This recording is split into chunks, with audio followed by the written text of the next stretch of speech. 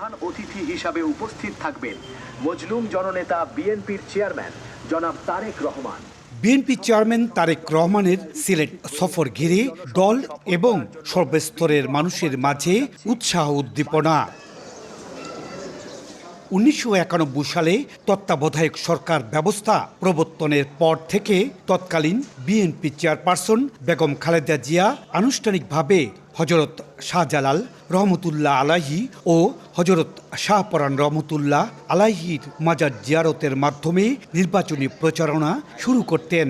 সে ধারাবাহিকতায় তার ছেলে দলের বর্তমান চেয়ারম্যান তারেক রহমানও একইভাবে 22 জানুয়ারি শুরু করবেন নির্বাচনী প্রচারণা। এ সফর নিয়ে উচ্ছ্বসিত দলের নেতাকর্মী ও জেলাবাসী।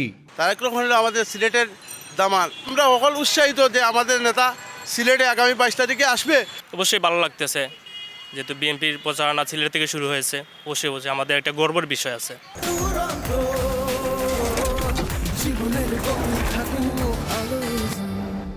শুধুমাত্র সিলেটের এই এলাকা না, পুরো সিলেটেই সাজ রব। দলের চেয়ারম্যানকে বরণ এবং তার সফরকে সফল করার লক্ষ্যে স্থানীয় বিএনপি একের পর এক সভা করছে। দলের চেয়ারম্যান হিসাবেও প্রথম সমাবেশ, সেটাও ইতিহাসের অংশ। আমরা সেই ইতিহাসের অংশ সিলেটবাসী হতে চাই এবং এই সমাবেশটা সফল করতে চাই। 22 জানুয়ারি সকাল 11টায় সিলেট সরকারি আলিয়া মাদ্রাসা মাঠে জনসভায় তারেক রহমানের বক্তব্য রাখার কথা রয়েছে। এই জনসভায় সর্বোচ্চ জনসমাগম ঘটবে বলে আশাবাদী দলের নেতারা।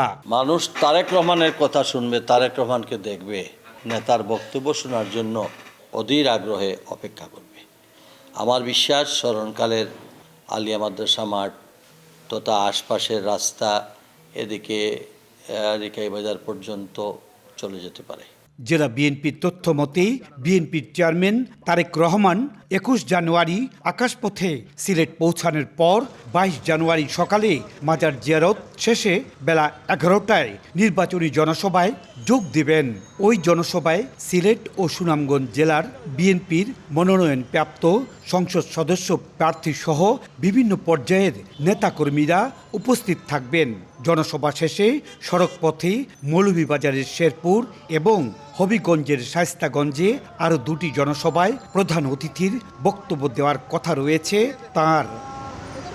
1991 সালে বিএনপি চেয়ারপারসন বেগম খালেদা জিয়া এই ঐতিহ্যবাহী আলিয়া মাদ্রাসা মাঠ থেকে নির্বাচনী প্রচারণা শুরু করেছিলেন।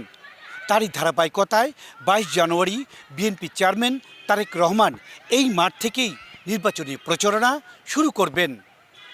ইকরামুল কবির, সময় সংবাদ, সিলেট।